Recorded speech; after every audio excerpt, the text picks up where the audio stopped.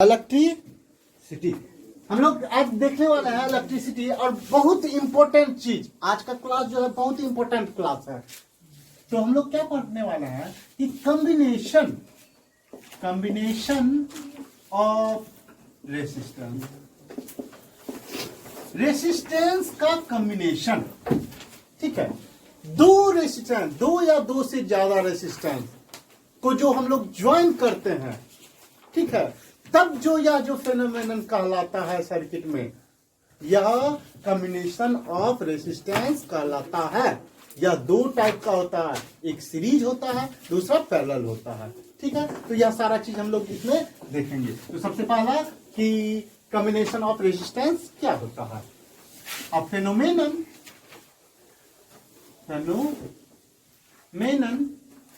is said to be combination of resistance in which two or more than two resistor join in a circuit.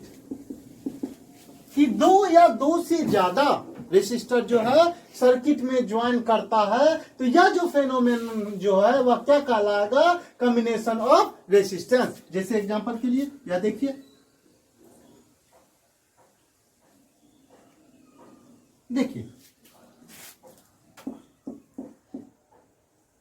यह circuit है, तीन ठो resistor R1, R2, R3। ठीक है, दूसरा ऐसा भी हो सकता है,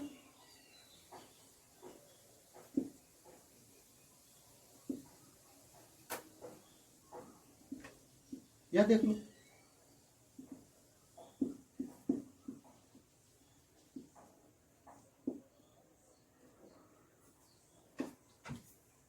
ऐसा भी हो सकता है, या प्लस या माइनस, प्लस माइनस। ठीक है, या इस तरह भी हो सकता है।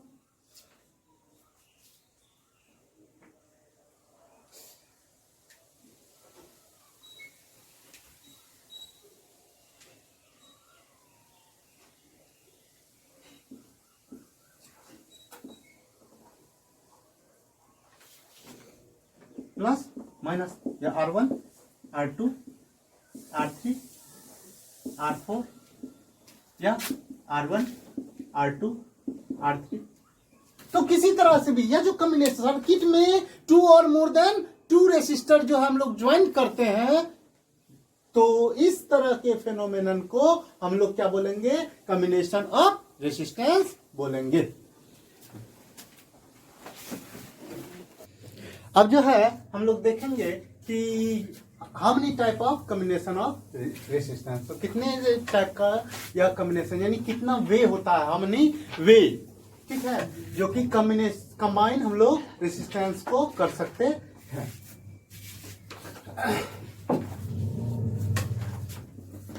याद रखिएगा, दो तरीका होता है कॉम्बिनेशन का, कंबाइन करने का। ठीक है, देयर आर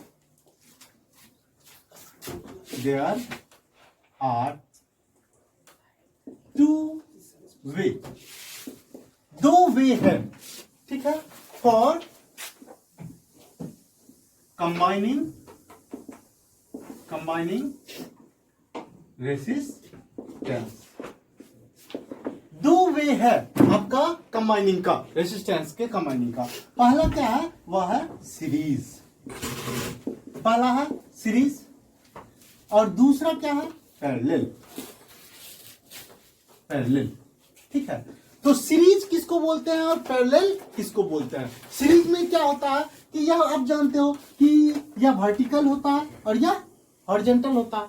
ठीक है, अगर हॉरिजॉन्टली कंबाइन हो सीरीज, वर्टिकली तो इस तरह से वर्टिकली। ठीक है, तो यह क्या हो जाएगा, वह सीरीज सॉरी पैरेलल हो जाएगा। तो सबसे पहले हम लोग देखेंगे सीरीज कम्बिनेशन, ठीक है, यानी कि कम्बिनेशन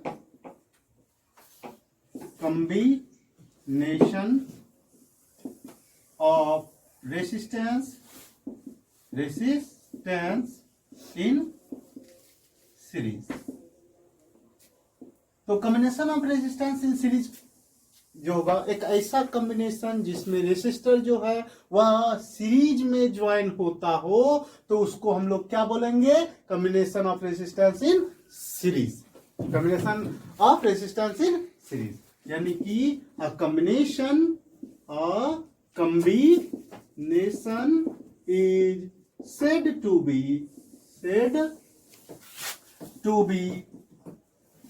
combination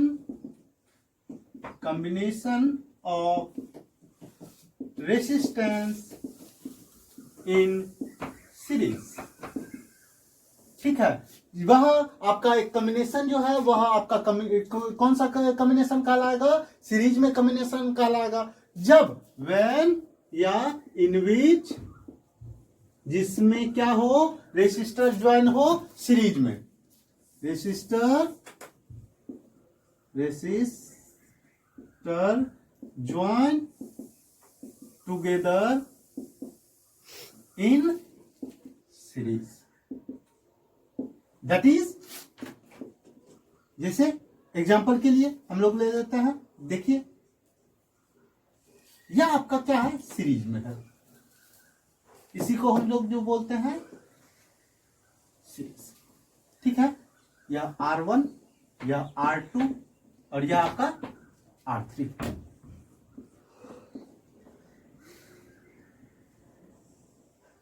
यह किस में है, तो यह आपका सीरीज में है। तो एक बार फिर से हम लोग देख लेते हैं कि एक कॉम्बिनेशन जो है वह क्या क्या कहलाएगा, सीरीज में कॉम्बिनेशन कहलाएगा जिसमें रेसिस्टर जो होगा वह ज्वाइन करेगा एक साथ, किसमें, इन सीरीज, वह क्या कहलाएगा आपका, combination of resistance in series.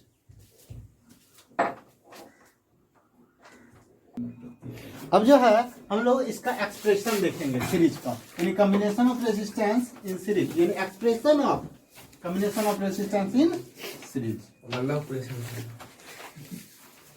और बहुत ही इंपॉर्टेंट चीज है यह, इस पे बहुत सारा प्रॉब्लम जो है पूछा जाता है बोर्ड में, या लगभग प्रत्येक साल जो है यह पूछा ही जाता है। तो expression for combination of resistance in series। तो हम लोग एक्सप्रेशन देखेंगे, ठीक है। मान लो तीन ठो आप, या मान लो कि दो ही लेके चलता है, या तो या मोर देन भी होता है, ठीक है। तो मेनली यहाँ पे हम लोग जो देखेंगे कि अभी दो लेके चलते हैं, दो रेसिस्टर को हम लोग सीरीज में कंबाइन करते हैं, उसके बाद आप 3, 4, 5, 6, 7 जितना भी कर सकते हो, मोर देन 2 भी कर सकते हो। तो लेट कर लीजिए कि लेट R1, R2, ठीक है, एंड R3, तीन ठो लेते हैं, R3, R3 resistance combine in series. Series में यह कंबाइन है, यह देखिए,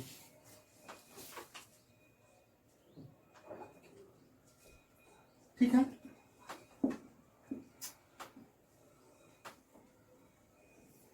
R1, R2, R3 तीन अलग अलग रेसिस्टेंस जो है सीरीज में जुड़ा हुआ है। अब इस तीन अलग अलग के बदले एक ही रेसिस्टर अगर हम लोग यूज करें तो वह कितने वैल्यू का होगा, यह चीज हम लोग को फाइंड करना है। तो लेट कर लेते हैं, लेट रिजल्टेंट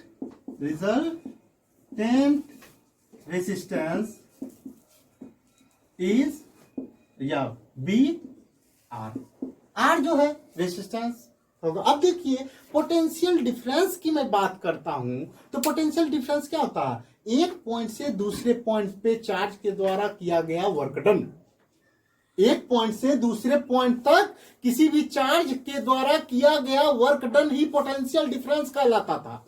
यानी कि अगर हम लोग पोटेंशियल डिफरेंस की बात करें होल सर्किट में, तो इस पॉइंट से इस पॉइंट तक, इस पॉइंट से यानी कि मैन पोटेंशियल डिफरेंस होगा, ठीक है। लेकिन इस रेसिस्टेंस के लिए जो पोटेंशियल डिफरेंस या बी, लेकिन इसके लिए अलग हो जाएगा V2, और इस दोनों पॉइंट के लिए अलग हो जाएगा V3, यही होगा।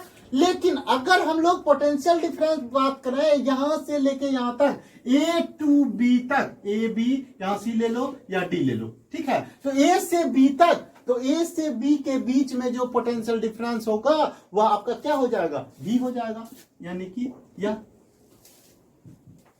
V हो जाएगा A पॉइंट से B पॉइंट तक। लेकिन A से C के लिए V1, C से D के लिए V2 और यह आपका D से B के लिए V3 हो जाएगा, रिजल्टेंट भी। लेकिन अगर करंट की बात करें तो वह करंट, जितना करंट इसमें फ्लो करेगा उतने करंट इसमें भी जाएगा, उतने करंट इसमें भी जाएगा। यानी यहां पे जो करंट होगा यह I, यह करंट I क्या होगा, सेम होगा, यहां पे भी I ही होगा और यहां पे भी I होगा, और होल में भी क्या होगा, I होगा। यानी करंट जो है वह क्या हो जाएगा, इक्वल रह जाएगा।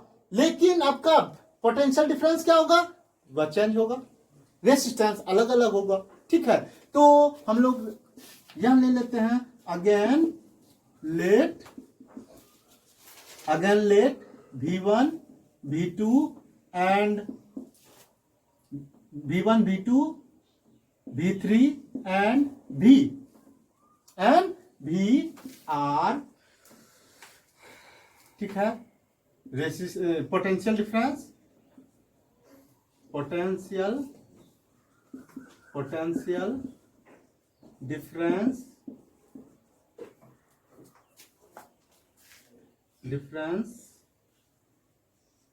Of 3 resistor and resultant resistor, यानी कि V1 V2 V3 या 3 रेसिस्टर का, एंड V जो है वह किसका है, रिजल्टेंट रेसिस्टर है का पोटेंशियल डिफरेंस है, ठीक है, रिस्पेक्टिवली। अब जो करंट जो है वह तीनों में रेसिस्टर में सेम करंट होगा, और रिजल्टेंट भी करंट का, रिजल्टेंट करंट भी जो होगा वह सेम होगा। तो यहां पे लिखेंगे here current are same in all resistor and also resultant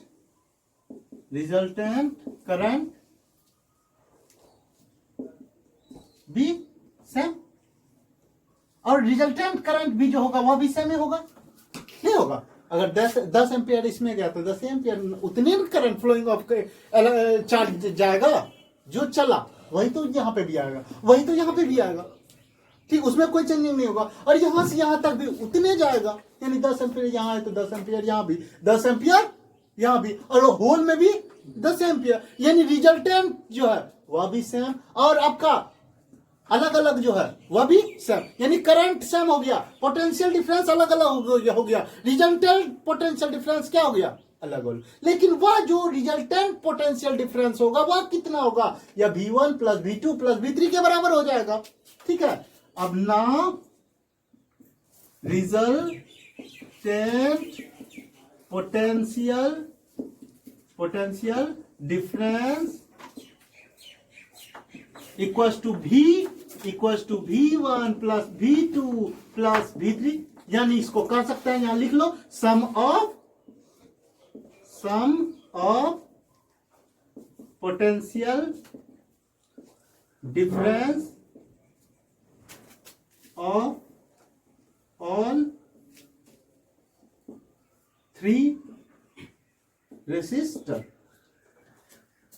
वह तीनों रेसिस्टर के सम के बराबर हो जाएगा। दैट इंप्लाइज हम लोग कह सकते हैं V equal to V1 plus V2 plus V3, यह कह सकते हैं। और V इक्वल टू क्या होता है, पोटेंशियल डिफरेंस इक्वल टू क्या होता है, product into current, product into current यानी R इंटू आई, यानी कि यह आपका क्या हो गया R into I equal to, यह क्या हो गया आपका R1 इंटू आई, V2 के लिए R2 इंटू आई, V3 R2 इंटू आई, और V3 के लिए R3 into I.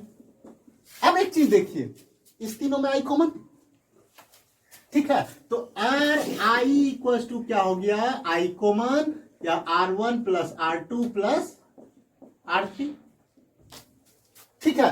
I cancel हो गया, आई कैंसिल, तो बचा क्या, R equal to R1 plus R2 plus R3, यानी R equal to R1 plus R2 plus R3। This is a required expression for combination of resistance in series, ठीक है।